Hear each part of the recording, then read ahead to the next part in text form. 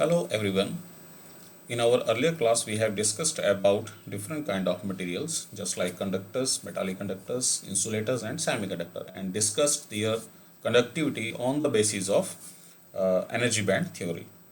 Now we distinguish between the semiconductors and the metal. So semiconductor behaves like an insulator at 0 Kelvin. Its resistivity increases with rise in temperature. Because with rise in temperature, the electrons present in the valence band, or we can say the charged particle present in the valence band, have the capacity to move from valence band to the conduction band, and hence they are available for conducting the electricity. So that means with the increase in temperature, more number of charge carriers are there in the conduction band. Whereas in case of metals, the situation is similar, but what happens? Due to rise in temperature, the resistance comes into action, and due to which the conductivity of metals decreases with rise in temperature.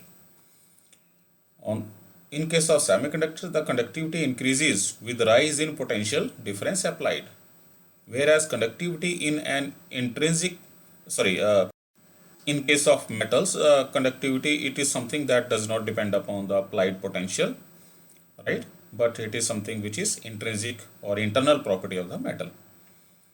In case of semiconductor, it does not obey Ohm's law or only partially obeys, whereas in case of metals, it obeys Ohm's law, of course, under the conditions defined by the Ohm's law. We will see this that how the semiconductor does not obey Ohm's law. If semiconductor does not Ohm's law, then what kind of graph we get for the potential difference versus current through a semiconductor device. About the semiconductor, fourth point of difference is that from the metal is that doping the semiconductor with impurity vastly increases the conductivity.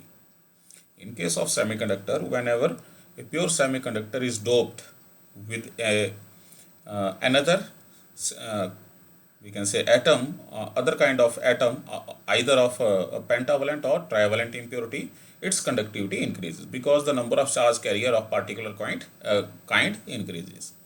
Whereas in case of metals, making an alloy, which is you can call it to be the impurity atom, right? So making an alloy with another metal decreases the conductivity because alloys, the resistivity of alloys is quite high. That means their conductivity is comparatively low. So alloys are nothing but the mixtures of the metals. So metals, when they exist in mixtures, means alloys, their conductivity decreases. So these are some main points of the difference between semiconductors and the metallic conductors. Okay, now we can talk about the electrical conductivity of semiconductors. We already have discussed about it. Now we can derive the formula for it. So for this, suppose that we have a piece of semiconductor or a wire of semiconducting material. So we already know that in the case of a semiconducting material, it may be p-type semiconductor or n-type semiconductor. It has the electrons as well as holes. Holes are nothing but the vacant positions of the electrons. So whenever some potential difference is applied across the two ends of this semiconducting wire or material, the electrons present in this semiconducting material, they drift towards the positive terminal of the battery because they are negatively charged, so they want the positive terminal of the battery. On the other hand, the holes, which are the vacant positions of the electrons and carry the positive charge equal to the charge on the electron of positive kind, they move toward the negative terminal of the battery. So one thing is that the holes, which are vacant positions of the electrons, so how do they move towards the positive terminal of the battery? Because if there is a hole, then some electron comes from the covalent bond of the, we can say, semiconductor substance or other location of the free electron from the other location of the substance, semiconductor substance, and take the position of that hole, leaving its own position behind. So that means it is creating a hole where it was lying and occupying a new position. So therefore, hole has moved in backward direction to the direction of movement of the electrons. So in this way, holes gets their movement towards the positive terminal of the battery. Okay. So due to this, electron constitutes current. Holes being positive charges also constitute the current. So total current, it will be the current produced or current due to the electrons and current due to the holes. Of course, the direction of the current will be same along the positive charge carriers. So therefore, total current, it will be the sum of the current due to electronic charge particles and the current due to the holes as the charged particles, because semiconductor contains both kind of the charged particles. So as we have already discussed, we can represent the current in terms of the its drift velocity, average drift velocity. So therefore, IE, the current due to electrons, can be written as NE into E A into VE. Here NE is the number of electrons, E is the charge on the electron, which is same as the charge on the holes. A is the area of cross section of the semiconductor, and VE is the drift velocity of electrons. Similarly, we can also write IH, the current due to the holes. It is NH, the number of holes, times E, the charge on the holes, which is same as the charge on the electron, times A, the area of cross section of this semiconductor wire, and VH, the drift velocity of the holes. So this is how we have written the both the currents. So therefore, we substitute here the values of IE and IH. We get the total value of current IE to be equal to this. So because we have applied some electric field, then the semiconductor obeys Ohm's law. For small values of the electric field, whenever electric field, or we can say potential, is applied only up to a small scale, right? In that case, Ohm's law is verified, means it follows the Ohm law. So in that case, current, which is written as V upon R according to Ohm's law, it is equal to the term on the right hand side. So we have represented the current into the form of V upon R. Substituting the value of R in terms of the parameters of the conductor, which is rho times L upon A. So R is equal to, R means resistance of the semiconducting wire. It is rho means the conductivity of the semiconductor device, which we are willing to find out a formula for, times L upon A, where L is the length of the semiconductor wire and A is its area of cross section. So this is what we have written in place of R. That's it. So on the left hand side we get this expression, and on the right hand side it is the same as earlier. Also, because electric field is related to the potential difference with this formula, so because of the potential gradient formula, so electric field is given by V upon L. So in place of V, we substitute E times L, right? So it just becomes E upon rho, where A cancels out on the both sides. So therefore we get this mathematical form, E upon rho, which is equal to small e, the charge on the electron, multiplied by this, right? On taking this value of electric field on the right hand side, it will divide. So therefore it will divide both these terms. So here it will become VE upon capital E, that means drift velocity of electron per unit electric field, which is nothing but the mobility of electric field, electrons.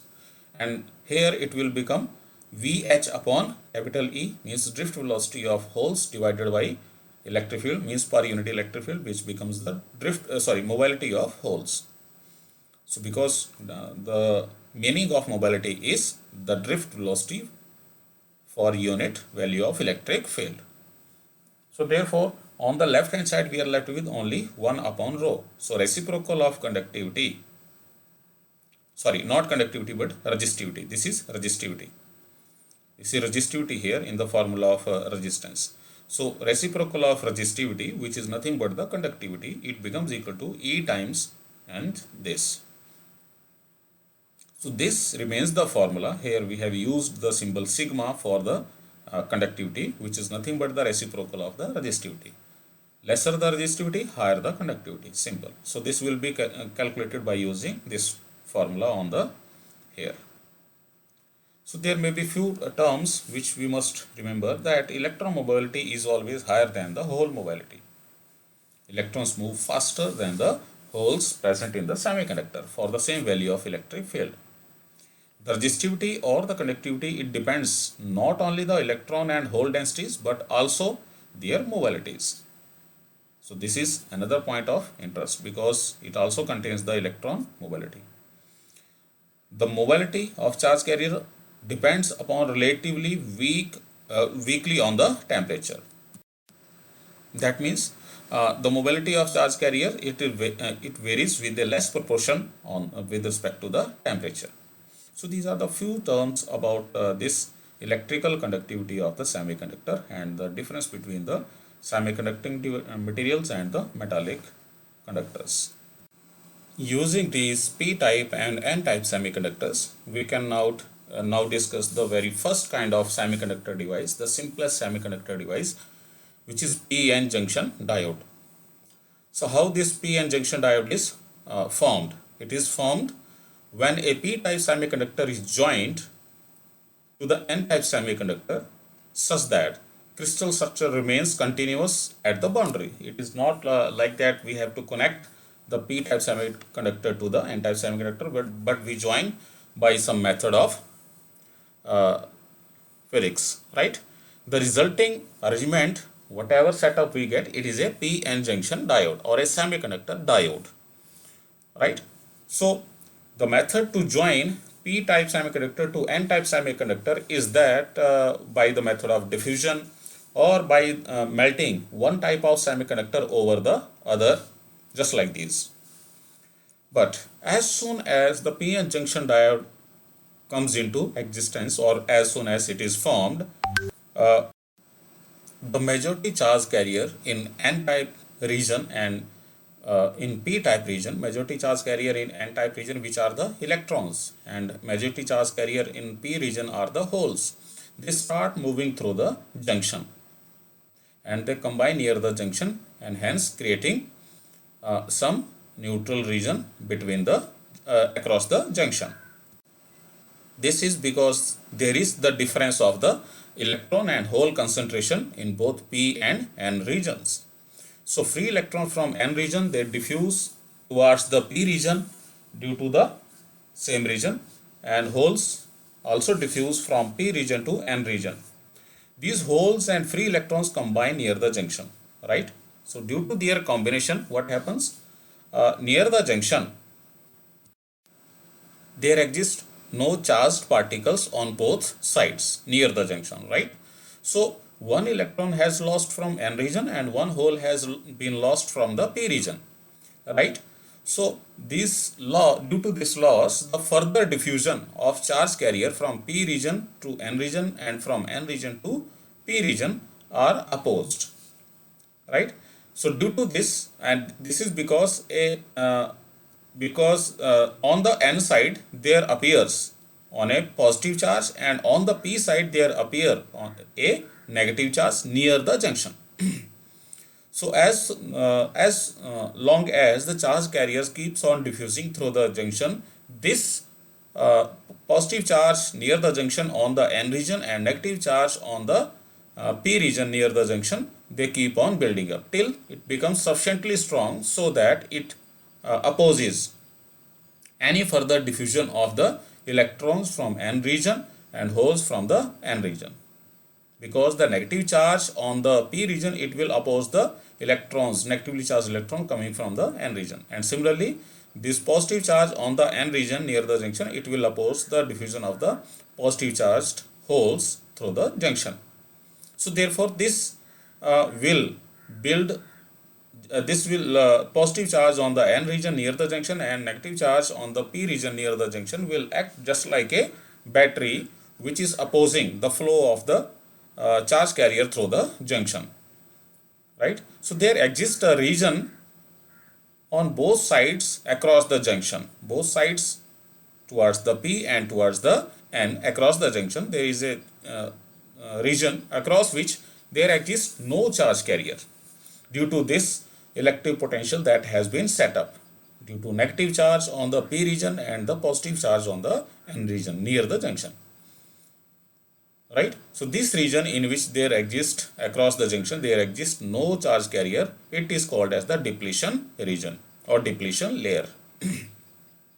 And this we can call it to be the electric potential set up by these charges on the P and N region. This is the fictitious potential difference, and therefore this battery is called as the imaginary or fictitious potential difference or fictitious battery. So this is what happens when a p-n junction diode is formed. So there are other few points which we must remember while we discuss the p-n junction diode, that the potential barrier for silicon it is nearly 0.74 volt, and for germanium it is 0.34. This potential that has been set across the junction in the depletion region, this is called as the potential barrier, because it acts as the barrier for the majority charge carrier from N and P type of region to cross the junction. It prevents this majority charge carrier to cross the junction. However, the minority charge carrier from P region and from N region, they can cross the junction. So therefore there will be small current due to the minority charge carrier even after the potential barrier has been set up across the junction. So this must be remembered. However, very few number of majority charge carrier may get the sufficient amount of kinetic energy to overcome the potential barrier and hence cross the junction, thereby building some current. Okay, now we can move toward how this p-n junction diode is used in the circuit and how does it work. So a p-n junction diode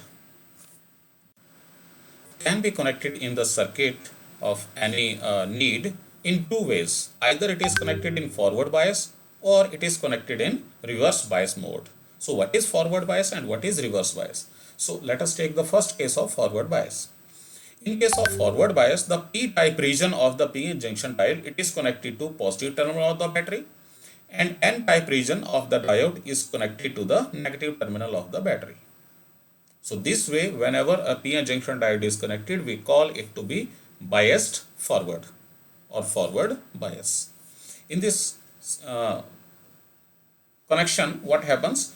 The majority charge carrier holes in the P region, and the negative charge carrier, or let us call the first P region. So the majority charge carrier in the P region, they are pushed away by this positive terminal of the battery. So due to which they are pushed through this junction. So this due to this, the holes starts moving towards the junction.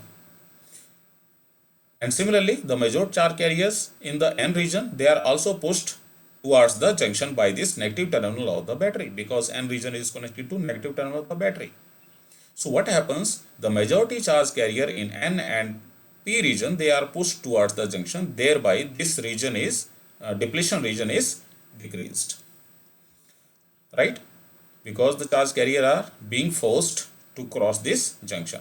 As soon as we are increasing this potential difference, the majority charge carrier move more and more towards this junction, or we can say depletion region goes on decreasing. A sufficient value of electric potential, at one sufficient value of electric potential, these majority charge carrier are able to cross this junction. Now this majority charge carrier come so close to the junction so that this potential barrier is overcome, or it just disappears. You can call that it just disappears, right? So therefore the majority charge carrier at a certain value of applied potential, the majority charge carrier in P and N region are able to cross the junction, and hence they give rise to the electric current in the circuit or in the diode. The current due to the majority charge carrier in P region holds, the majority charge carrier in N region, electron, both constitutes the or both contribute towards the total current, as we have discussed earlier. So total current, it will be the sum of the current due to the electrons and current due to the holes. For each electron hole pair combination near the junction, right, the negative terminal of the battery releases one electron which moves towards the N region, and hence from N region it moves towards the junction. And similarly, For each electron hole pair combination, one hole is reduced in p region. So what happens here? A covalent bond breaks near the junction. The electron moves towards the positive terminal of the battery, and the hole created it moves towards the junction, and this process continues. So when a certain value of potential difference is applied, the potential barrier is completely eliminated, and large number of charge carrier, majority charge carrier, are able to cross the junction, thereby creating the electron current and the hole current. Then comes the reverse bias connection of the PN junction diode. So what is it? So when a P region of the PN junction diode is connected to negative terminal of the battery, and N region of the PN junction diode is connected to positive terminal of the battery, we call the diode to be reverse biased. Right? So what happens in this case? The negative terminal of the battery, which is connected to P region, it pulls away all the holes present in the P region, and therefore the more and more depletion region becomes near the junction. So on the other hand, the positive terminal of the battery connected to N region sweeps out all the negatively charged electron towards the positive terminal, and by this what happens? The depletion region increases. More and more number of charge carrier are swept away from the junction. So we can say that depletion region is increased, and also the potential barrier also increases. So whenever we are forward biasing a PN junction diode, depletion region decreases with the increase in applied voltage, and also this potential barrier is also decreased. Whereas in case of reverse bias mode, opposite happens. What happens? The charge carrier are pulled away from the junction, due to which the depletion region as well as potential barrier increases. When we increase this applied potential by certain sufficient amount, a large number, so that means before that let me just make one more point here clear, that due to which more and more charge carrier are pulled away from the junction, that means the probability of charge carrier to cross the junction is very less, but minority charge carrier are able to cross the junction from P and from N region across the junction, so thereby creating some small amount of current. But because majority charge carrier are pulled away, so therefore there will be no current due to the majority charge carrier. The only small current is due to the diffusion of the minority charge carrier from P region to N region and N region to P region through the junction. Okay. So when this applied potential is applied by some sufficient large amount, so at that particular voltage or potential, what happens? A large number of covalent bonds get broken, due to which a large number of electron hole pair are generated, which are swept away by the negative terminal of the battery and the positive terminal of the battery. So due to which a large amount of current starts flowing, because a large number of covalent bonds break in the N region as well as in the P region. So electrons in the P region, they are pulled towards the negative terminal of the battery, and holes which are created in the N region, they are pulled towards the negative terminal of the battery. Therefore, there is a large amount of current, but in the reverse direction. So this is how we call it to be a reverse biased. So we see that in reverse bias, before that particular voltage, this particular voltage at which large number of electron hole pair are generated, therefore avalanche of charge carrier becomes available, which cross the junction and hence create a large amount of electric current. So that particular voltage at which this happens, it is called as breakdown voltage. Before that breakdown voltage, there is no current or very small amount of current due to the energy charge carrier, and as soon as this voltage is achieved, there is a large amount of current at this voltage. So this voltage particularly, it is called as breakdown voltage. At this voltage, all the covalent bond near the junction just break down, and therefore diode just becomes useless for any further use. Okay, now we can discuss about plotting the graph of current and potential difference whenever diode is forward bias and when diode is reverse bias. So when diode is forward bias, as we have discussed just here, this is the symbolic diagram of the diode. So whenever positive terminal of the battery is connected to P type region and N type of the battery is connected to N type region is connected to negative of the battery, we call the diode to be forward biased. Here this triangle represents P region and this bar it represents N region symbolically. So when we record we keep on increasing the potential difference applied and record the value of corresponding current, and we plot the graph between the current and the voltage. We get the graph just like this. When the potential difference is initially small, the major charge carrier are not able to cross the junction. However, they are being pushed towards the junction, but still they are not able to cross the junction. But only small amount of current is due to the diffusion of the minority charge carrier across the junction. As soon as we achieve this particular voltage, beyond which all the potential barrier is eliminated and the depletion layer completely disappears, depletion region completely disappears, the large amount of current now can flow. So this voltage is called as the knee voltage, beyond which the current starts flowing. In other way, we can say that it is the knee voltage at which the diode starts working. So beyond the knee voltage, the graph is a straight line between the current and the potential difference. So that means for the whole situation, for the whole potential, the graph of the potential difference versus current for a forward bias diode, it is not straight line, right? It is partly a straight line. So that means the Ohm's law is not obeyed by a PN junction diode. On the other hand, when diode is reverse bias,